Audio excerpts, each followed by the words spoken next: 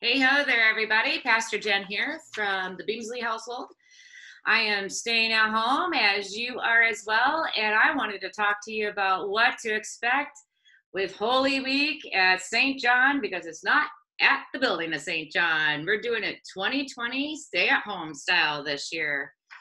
So we are going to be doing online worship as we have the last couple of weeks.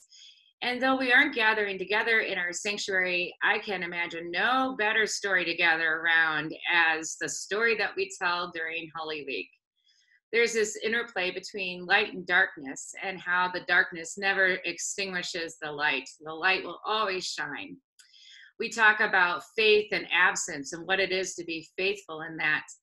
And we talk about God's great promises, that love that's stronger than death and absence and fear and all those things, all those endings that we imagine for ourselves and for our loved ones and for this world, and how God's love is stronger than that. Resurrection always comes. It's not a one-time event. It's an event that happens again and again and again.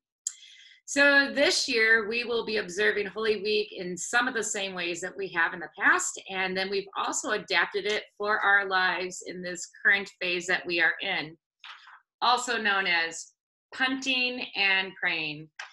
Pastor Robin and Pastor Evan and I have been planning a lot of things, and that's what I want to tell you about this morning. So we're going to be covering Holy Week worship. We're going to be covering some home practices that we've created that are associated with our worship services that you can do throughout the week to strengthen your own Holy Week experience, and then to also connect us together, even though we're in our different homes. And that will include creating a Holy Week wreath. And I'm going to talk to you about what to expect for this Sunday's worship for Palm Sunday. So let me tell you when we're going to have worship services. And you don't have to write down anything because you're going to get all this information by email as well. But we'll be observing Palm Sunday worship at 10 a.m. on the 5th of April. That's this Sunday. We will be gathering together online for Monday, Thursday worship at 6:30. And that's a different time because our home practice includes eating a meal after that worship. And because of that, we're going to release that video on YouTube a little bit earlier for those of you who have to eat earlier than about 7 o'clock. So look for that. But we are going to be observing it live at 6:30 on our Facebook page at least. So if you want to gather in one of our online venues, you can at 6:30.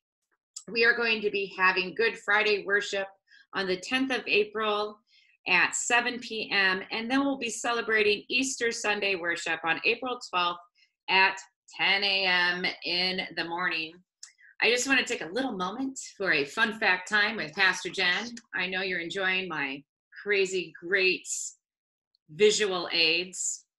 Did you know, for instance, that Monday, Thursday, Good Friday, and Easter Sunday morning are not 3 worship services? They are, in fact, 1 worship service divided into 3 times. We call that the 3 days, or if you're into Latin and big fatty church words, the Triduum. Easy for you to say, but that's your fun fact for today. So we begin those 3 days with the Monday, Thursday worship, and you gather there, and then it ends in silence because it picks up where it left off on the Good Friday worship service.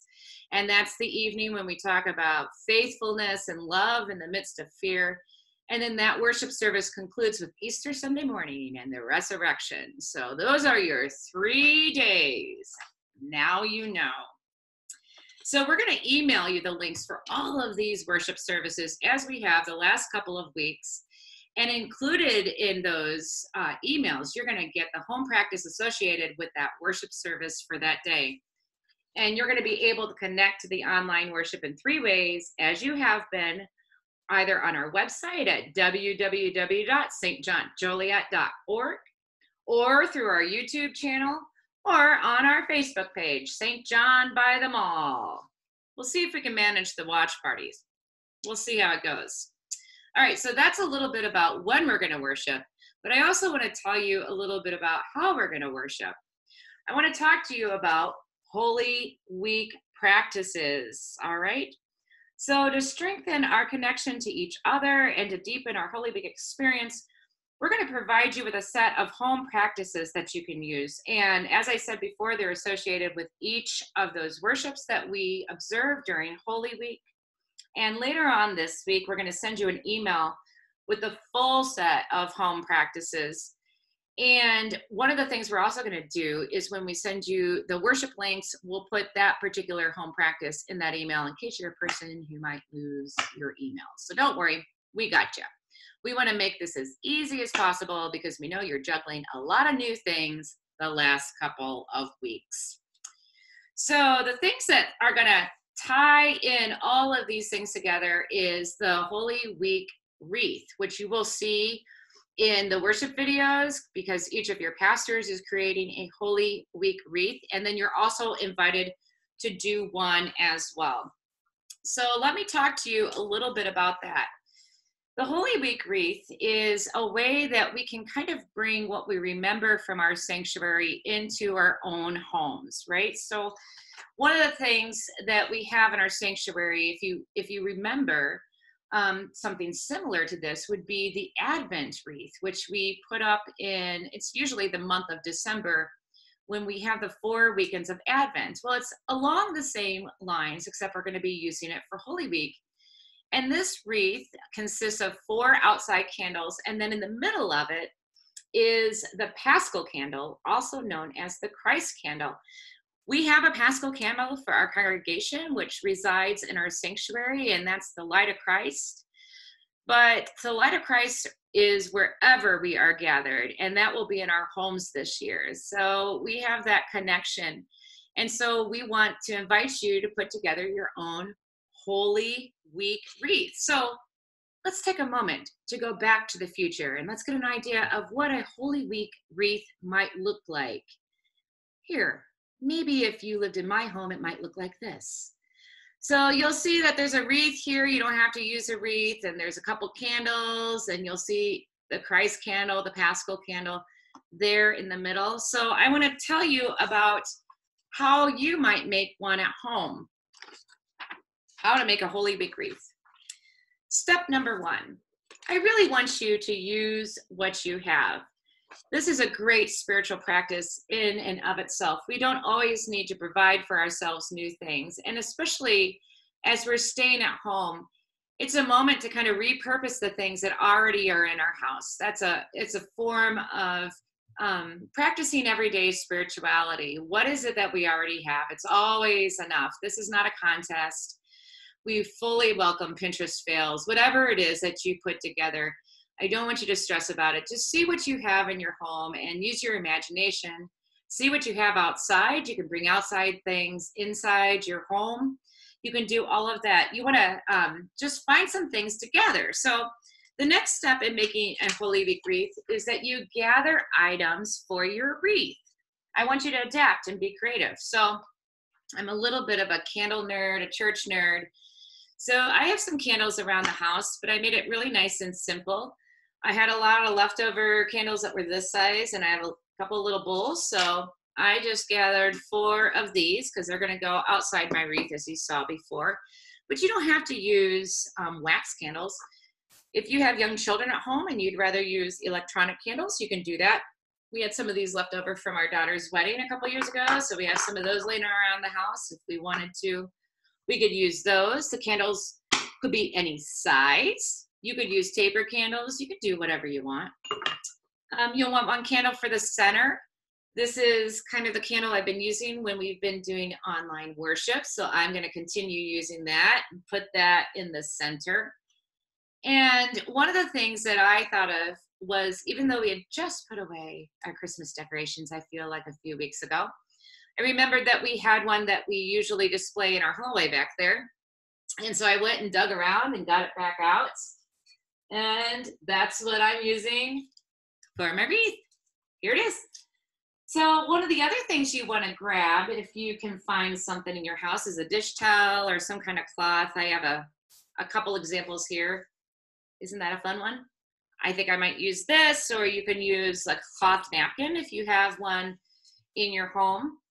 This is going to be to cover, or what we call shroud the wreath after worship service on Good Friday. all the candles will be extinguished on there, because unlike the Advent wreath, the Holy Week wreath will be just a little bit different. We'll light all the candles on Palm Sunday, signifying the joy and the hosannas of that day. And then on Monday, Thursday, and Good Friday, we'll be unlighting the candles one by one until the wreath is dark at the end of the Good Friday worship. And then before you take your rest on Good Friday, you would take one of those cloths and you would cover the wreath. And that's a little bit like how we have our sanctuary when we are gathered in person. You'll notice some of the pyramids and the things that we use in our sanctuary get increasingly big. And then on Good Friday, it's very simplified. And then on Easter morning, we pull out all the stops, as you will with your wreath. We'll light all the candles back up again, remembering God's new life and resurrection and peace and beauty and all God's promises that hold us together. So we're going to be doing that. So you'll want to assemble your wreath in the next couple of days here. Don't take too much time if it stresses you out, but you'll want to do it because Palm Sunday's coming. In fact, it's this coming Sunday on the 5th of April. And you might be wondering to yourself, well, Pastor Jen, it's Palm Sunday and I don't have palms in my house. Well, don't you worry. We've got you covered in that way too. So when you receive an email this week with all the home practices, one of the things that we're going to include on the email is a printout that you can print out if you have a printer at home of a template of a palm. I haven't done mine yet. So I'm going to take this and I'm going to color it with some crayons or whatever I have in the house. I'm going to cut it out. You can wave that. Perhaps you think I don't have a printer and I'm not a person who colors in the lines. All right, well, that's all right, because you were probably born with a couple of palms right here. So you can wave your palms on Palm Sunday. Think of them as jazz hands for Jesus. That'll work too. What you have is enough. God uses what we have, no matter what. So Holy Week is different, but God is not. And so we will be celebrating this blessed week of our faith. And I'm so glad that we can do it in our separate homes, and yet that God brings us all together. So until worship, may you be happy, may you be healthy, may you live in safety and in the peace of Christ. Miss you all, but I'll see you in worship. See you in worship, not in person, in your homes. Love you all. See you later. Bye-bye.